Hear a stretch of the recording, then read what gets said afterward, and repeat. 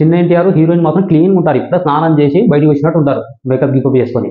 కానీ పక్కన ఉండే వాళ్ళు మాత్రం మొత్తం మాసికే ఉంటారు, వాళ్ళు సంవత్సరాల తరబడి స్నానం చేయనట్టు. దేశం ఏంటంటే పని కట్టుకొని కావాలని దేవరా గురించి నెగిటివ్ మాట్లాడుతున్నాను అనుకుంటున్నారు.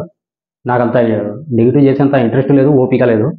దేవరా మూవీ హైప్ ఎలా ఉంది, ట్రైలర్ వచ్చిన తర్వాత హైప్ ఏమన్నా పెరిగిందా లేకపోతే ఇంకా ఏమన్నా డౌన్ అయిందా, అలాగే దేవరా మూవీకి సంబంధించిన బుకింగ్స్ అనేవి ఎలా ఉన్నాయి అనేది ఈ వీడియోలో మనం మాట్లాడుకుందాం. ఇంకా ట్రైలర్ చూసిన తర్వాత నాకు అనిపించిన స్టోరీ కూడా చెప్తాను. స్పైలర్లా ఉండొచ్చు, బట్ నేనైతే చెప్తాను అనమాట. ఓకే, దేవరా ట్రైలర్ రిలీజ్ అయిన తర్వాత ట్రైలర్ మీద ఒక రియాక్షన్ వీడియో పెట్టా. అందులో కామెంట్లో మామూలుగా వేసుకోలేదు. సరే వేసుకోండి, అది మీ ఇష్టం, మీకు నచ్చుండొచ్చు. నాకైతే యావరేజ్ అనిపించింది. మీరు కామెంట్లో పెట్టినంత నెగిటివ్ అయితే నేను చెప్పలేదు, బట్ నాకైతే యావరేజ్ అనిపించింది. అందులో కూడా ఈ మాటనే చెప్పాను నేను. ట్రైలర్ అనేది చాలా చాలా యావరేజ్గా ఉంది, కట్ కూడా చాలా బాగాలేదు, చాలా వరస్ట్ కట్ అది. నేను ఇప్పుడు కూడా అదే మాట చెప్తున్నా. ఇంకా మీలో ఎవరైనా హట్ అయి నన్ను వేసుకోవాలంటే వేసుకోండి కామెంట్ బాక్స్లో, నో అబ్జెక్షన్. కానీ వేసుకునే ముందైతే మన ఛానల్ని సబ్స్క్రైబ్ చేసుకొని అలాగే ఈ వీడియో లైక్ ఇచ్చేయండి. మీకు ఇష్టం వచ్చిన కామెంట్ అయితే పెట్టుకోండి, కానీ నేను చెప్పేది మాత్రం నిజమే. ఇంకోటి అయితే మరీ ఘోరం బాబు, నేను డబ్బులు తీసుకునేదో వీడియో గురించి డబ్బులు తీసుకొని కావాలని దేవరా మూవీ గురించి నెగిటివ్గా స్ప్రెడ్ చేసుకున్నానట. నాకు అర్థం కావడం లేదు. నాకు ఉండే సబ్స్క్రైబ్ కౌంట్కి, నాకు వచ్చే వ్యూస్కి ఎవరా డబ్బులు ఇచ్చేది? ఆలోచించండి, కొంచెం ఆలోచించండి. నేను చెప్పేది నిజమే, నాకు అది కరెక్ట్ అనిపిస్తే నేను అది చేస్తా. నాకు నచ్చాలి, నాకు నచ్చితే నచ్చిందని చెప్తా, నచ్చకుంటే నచ్చలేదని చెప్తా. అది నాకు యావరేజ్గా అనిపించింది. విజువల్స్ అయితే, విఎఫ్ఎక్స్ అయితే ఇంకా లేదు, మొత్తం సెట్లు తీసేయాలనేది క్లారిటీ ఇదే కనిపిస్తుంది. నేను అదే ఆ వీడియోలో నేను చెప్పడం జరిగింది. మీకు అది నచ్చలేదు, అది మీ ఇష్టం. మీకు నచ్చింది, నాకు నచ్చలేదు. నాకు నచ్చింది మీకు నచ్చదు, మీకు నచ్చింది నాకు నచ్చదు, మామూలే. ఓకే, ఇదంతా స్టోరీ మొత్తం పక్కన పెట్టి వీడియో స్టార్ట్ చేద్దాం. దేవరా గురించి మన ఇండియాలో కంటే వేరే దేశాల్లోనే బాగా హైప్ ఉంది. ఎందుకంటే ట్రైలర్ రిలీజ్ అవ్వక ముందే అక్కడ బుకింగ్ స్టార్ట్ అయిపోయింది. మామూలు హైప్ కాదు ఇది. అది ఎన్టీఆర్ స్టామినా మాత్రమే ఇది. ట్రైలర్ రిలీజ్ అవ్వక ముందే బుకింగ్స్ ఓపెన్ చేశారు, అది కూడా ఓ రేంజ్లో బుకింగ్స్ అయ్యాయి అక్కడ. అది ఎన్టీఆర్ రేంజ్. అండ్ ఇక్కడే నాకు వచ్చే డౌట్ ఏంటంటే, ఒకవేళ ట్రైలర్ రిలీజ్ అయ్యే తర్వాత బుకింగ్స్ ఓపెన్ చేసి ఉంటే అంత బుకింగ్ అయ్యేవి కావేమో అని నా ఫీలింగ్. ఎందుకంటే ట్రైలర్ ఎక్స్పెక్ట్ చేసినంత లేదు. ఓకే, మూవీ ఉంటుందో లేదో చెప్పలేము, కానీ ట్రైలర్ అయితే అలా లేదు. కొంతమందికి ఆచార్య గుర్తొచ్చింది, కొంతమందికి అయితే ఆంధ్ర వాళ్ళ టైప్లో అనిపించింది. నాకైతే అదేం కాదు, కానీ కొన్ని వైబ్స్ వచ్చాయి ఆచార్యవి, కానీ విఎఫ్ఎక్స్ మాత్రం చాలా బ్యాడ్ అనిపించింది. ఇంకా బ్యాక్గ్రౌండ్ మ్యూజిక్ అయితే అసలు ఎక్కడ కూడా లేదు, దమ్ము లేదు బ్యాక్గ్రౌండ్ మ్యూజిక్లో. అనిరుద్ ప్రతి దానికి మామూలు గీయడు, గూస్ బంప్స్ వస్తాయి. కానీ ఈ మూవీలో మాత్రం ఆ టాలెంట్ అయితే కనిపించడం లేదు. మీరు అనుకోవచ్చు, అనిరుద్ సాంగ్స్ చుట్టమల్లె సాంగ్ ఎలా ఉంది, ఏం మాట్లాడుతున్నావు రా అలా ఫూట్ అని. కరెక్టే, సాంగ్ బాగుంది, నాకు కూడా నచ్చింది. ఆడియో సాంగ్ సూపర్ ఉంది. కానీ వీడియో సాంగ్ చూస్తే మాత్రం అదేదో సోప్ ఇచ్చిన యాడ్లా అనిపించింది నాకైతే. Devara movie out and out full action movie. అందులో ఇంత లవ్ సాంగ్స్ ఎక్కడి నుండి వచ్చాయి? పోనీ ట్రైలర్లో ఏమైనా హీరోయిన్కి ఎక్కువ క్యారెక్టర్ ఉన్నట్టు ఏమైనా చూపించారా? అది కూడా లేదు. ఏదో చిన్న 2-3 షాట్లు ఉన్నాయి అంతే, 2-3 సెకండ్స్ అంతే. ఇక్కడ మాకు 2 ఎన్టీఆర్లు ఉన్నాడు, తండ్రి కొడుకులు. తండ్రి ఏమో దేవరా, ఓకే ఫుల్ యాక్షన్ మూడు. కొడుకేమో భయపడుతూ ఉంటాడు, ప్రతి చిన్న విషయానికి కూడా చాలా పిరికోడు.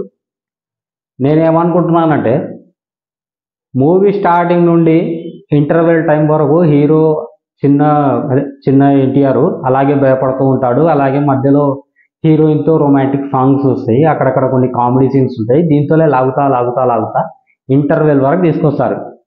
ఇంటర్వెల్లో మనకు ఒక ట్విస్ట్ అనేది రివీల్ చేస్తారు. అదేంటంటే, చిన్న ఎన్టీఆర్ ఎవరైతే భయపడుతున్నాడో అది నిజమైన భయం కాదు, అది కేవలం ప్రజలకు చూపించడానికి. కానీ లోపల మాత్రం ఫుల్ యాక్షన్ ఉంటుంది. అర్థమైందా? అందరికీ కనిపిస్తుంటాడు ఓకే భయపడుతున్నాడు అని, కానీ ఎవరికీ తెలియకుండా చిన్న ఎన్టీఆరే అందరినీ వేసేస్తుంటాడు. అది మనకు ఇంటర్వెల్లో ఇంకా చిన్న ఎన్టీఆర్ని అలా చూపిస్తారని నేనైతే అనుకుంటున్నా. అండ్ దాంతోపాటు అక్కడ నుండి మనకు కథ అనేది ఎక్కడో కొంచెం స్టార్ట్ అయ్యేలా చూపిస్తారు, దేవరా ఎక్కడున్నాడు అని. ఏమంటే దేవరా మిస్సింగ్ అని మనకైతే ట్రైలర్లో చూపించారు. ఇప్పుడు ఆ దేవరా ఎక్కడ అనేది ఒక చిన్న ట్విస్ట్ పెట్టి ఇంటర్వెల్ వరకు క్లోజ్ చేస్తారు, మనకు కొంచెం హైప్ ఇస్తారు అక్కడ. ఇంకా సెకండ్ హాఫ్ స్టార్ట్ అయినప్పటి నుండి దేవరా గురించి కొంచెం స్టోరీ ఉంటుంది. దేవరాది, సైఫ్ అలీ ఖాన్ది వీళ్ళ స్టోరీస్ ఉంటాయి. వీళ్ళ స్టోరీస్ కూడా మంచి ఫ్రెండ్స్ అయి ఉంటారు. కాకపోతే వీళ్ళు కలిసి అందరూ చిన్న చిన్న దొంగతనాలు చేస్తూ ఉంటారు.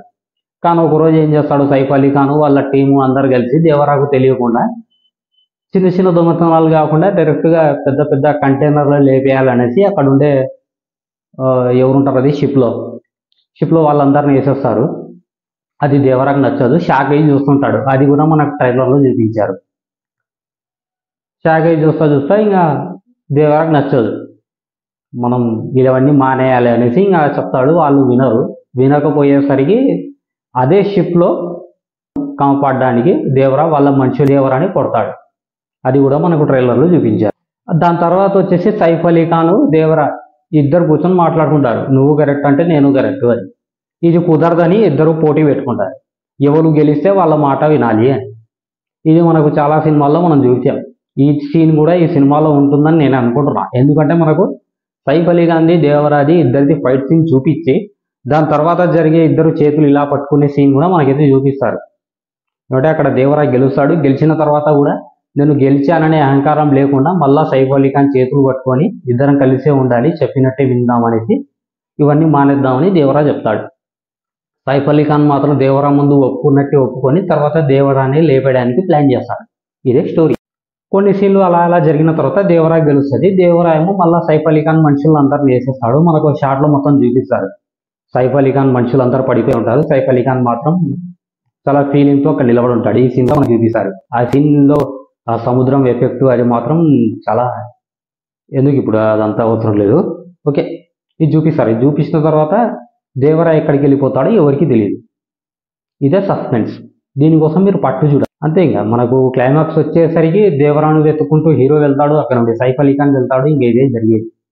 సైఫ్ అలీ ఖాన్ ఏమో దేవరాని వేసేయడానికి వెళ్తాడు, చిన్న ఎన్టీఆర్ ఏమో దేవరాని వెతుక్కుంటూ వెళ్తాడు నాన్న కావాలి అని. అంతకుముందు నాన్న అంటే ద్వేషం ఉండేవాడు, ఒక్కసారిగా నాన్న అంటే ప్రేమ వచ్చేసి వెతుక్కుంటూ వెళ్తాడు.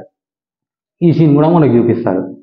అండ్ ఇంకో కొన్ని షార్ట్స్ ఉన్నాయి మనకు, శ్రీకాంత్ది, ప్రకాష్ రాజ్ది. అలాగే ఒక పడవలో మొత్తం ఫైర్ ఉంటుంది. ఎన్టీఆర్ఏ అది ఖచ్చితంగా ఎన్టీఆర్ఏ ముసుగేసుకుని ఉంటాడు, రెండు చేతుల్లో కత్తులు ఉంటాయి. ఆ షాట్ మాత్రం చాలా మంది బాగుంది అనుకుంటున్నారు, కానీ అంత న్యాచురల్గా ఏం అనిపించలేదు నాకైతే. నాకు పర్సనల్గా న్యాచురల్గా అయితే అనిపించలేదు. చాలా గెటప్స్ కూడా మనకు శ్రీకాంత్ గెటప్ అయినా కానీ ప్రకాష్ రాజ్ గెటప్ కూడా అంత కేర్ తీసుకోలేదు అనిపిస్తుంది. ఏదో నార్మల్గా గడ్డం అంటే గడ్డం పెట్టేశారు, విగ్ అంటే విగ్గు పెట్టేశారు అంతే తప్ప దాని మీద అంత న్యాచురల్గా ఏం తీసుకోలేదు. ఇంకా మెయిన్ పాయింట్ ఏంటంటే మనకు చిన్న ఎన్టీఆర్ది అలాగే హీరోయిన్ ఇద్దరు మాత్రం ఇప్పుడే స్నానం చేసి వచ్చినట్టు చూపిస్తారు. వాళ్ళ పక్కన ఉండే వాళ్ళు, అక్కడ తిరిగే వాళ్ళు, ఊర్లో జనాల్ని మాత్రం మసిగుడ్డులా చూపిస్తారు. నాకు ఇది ఎక్కడ సింక్ అవ్వలేదు. ఇది కూడా ఆలోచించాలి. చిన్న ఎన్టీఆర్ హీరోయిన్ మాత్రం క్లీన్గా ఉంటారు, ఇప్పుడే స్నానం చేసి బయటికి వచ్చినట్టు ఉంటారు మేకప్ గీకప్ చేసుకొని. కానీ పక్కన ఉండే వాళ్ళు మాత్రం మొత్తం మాసిపోయి ఉంటారు, వాళ్ళు సంవత్సరాల తరబడి స్నానం చేయనట్టు. ఎందుకు అలా చూపించారో డైరెక్టర్కే తెలియదు. ఇంకా దేవర గురించి హైప్ అంటారా? హైప్ అయితే ఉంది. ఈ హైప్ కేవలం ఎన్టీఆర్ గురించి అయితే ఉంది. నాకైతే కొరటాల మీద కొంచెం నమ్మకం అయితే ఉంది, మరీ పోయిందని అయితే నేను చెప్పను. ఎందుకంటే ఆచార్య అనేది పోయింది, పూర్తిగా డిసప్పాయింట్ అయితే చేసింది.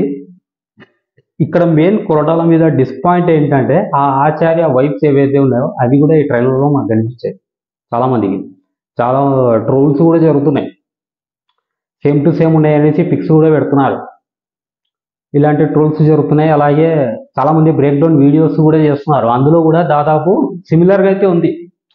దేవరాను హైప్ చేస్తూ వాళ్ళు బ్రేక్ డౌన్ చేసినా కూడా ఆచార్యకు సంబంధించిన సిమిలర్స్ అక్కడక్కడ కనెక్ట్ అవుతున్నాయి. అండ్ ఇంకా కొన్ని షార్ట్స్ ఉన్నాయి, దేవరావి పైనుండి ఇలా పడవలో జంప్ చేసేది, ఇంకా బాంబ్ బ్లాస్ట్ అయ్యేటట్టు మనకు సీన్ చూపిస్తారు ఎన్టీఆర్ డైలాగ్ వచ్చేటప్పుడు. ఆ సీన్ కూడా చాలా ఆర్టిఫిషియల్ గా అనిపించింది. సో ఎక్కడ కూడా న్యాచురల్ ఫీలింగ్ అనేది ఎక్కడ రాలేదు. అది డైరెక్టర్ తప్ప, లేకుంటే ఇంకా విఎఫ్ఎక్స్ అనేది ఇంకా కంప్లీట్ అవ్వలేదా, ఉన్న కాడికి మనకు చూపించారా ట్రైలర్ లో, మూవీలో ఇంకేమైనా బెస్ట్ ఉండబోతుందా అనేది మాత్రం చూడాలి. ఉద్దేశం ఏంటంటే నేను పని కట్టుకొని కావాలని దేవరా గురించి నెగిటివ్ మాట్లాడుతున్నాను అనుకుంటున్నారు. నాకు అంత నెగిటివ్ చేసేంత ఇంట్రెస్ట్ లేదు, ఓపిక లేదు. నేను ఉన్నది ఉన్నట్టు చెప్తున్నా, నాకు అనిపించింది నేను చెప్తున్నా. తెలుగులో వచ్చే ప్రతి సినిమా కూడా బ్లాక్ బస్టర్ అవ్వాలని కోరుకునే వాళ్ళలో నేను కూడా ఒక్కని. కానీ ఇప్పుడు ఈ మూవీ ఏమవుతుందో నాకు తెలియదు. కానీ అందరికంటే ముందు నేను కోరుకునేవాడిని నేనే, ఈ సినిమా భారీ హిట్ అవ్వాలి. ట్రైలర్లో కూడా అదే చెప్పా. ఈ ఇయర్లో ఒక్క పాజిటివ్ మూవీ కూడా మన తెలుగు నుండి రాలేదు. ఫుల్ పాజిటివ్ రివ్యూ ఏ ఒక్క మూవీకి రాలేదు. అంత పెద్ద హిట్ అయిన కల్కి కూడా మిక్సింగ్ టాకే వచ్చింది మన తెలుగులో. దేవరాగైనా పాజిటివ్ టాక్ రావాలని ట్రైలర్లో చెప్పాను, ఇప్పుడు చెప్తున్నాను. అండ్ స్టార్టింగ్లో నాకు డౌట్ వచ్చింది, మూవీ ప్రమోషన్స్ ఎందుకు చేయడం లేదని. కానీ చేస్తున్నారు, గట్టిగా చేస్తున్నారు ప్రమోషన్స్. వర్కౌట్ అయితే బాగుంటుంది. మన తెలుగులో 1000 కోట్ల సినిమా ఇంకోటి రావాలి. చాలామంది, నేను చాలా వీడియోల్లో కింద కామెంట్స్ చూసా, ఈసారి ఎన్టీఆర్ అన్న 500 కోట్లు కొడతాడు అని. 500 కోట్లు కాదు, 1000 కోట్లు కొట్టే సినిమా కావాలి ఇప్పుడు. ఈ సినిమా మంచి పాజిటివ్ టాక్ వచ్చి 1000 కోట్లు కొడితే చూడాలని ఉంది నాకు. కానీ నేను చెప్పిన లూప్ హోల్స్ అన్నీ మూవీలో లేకపోతే ఖచ్చితంగా కొడుతుంది. లేకపోతే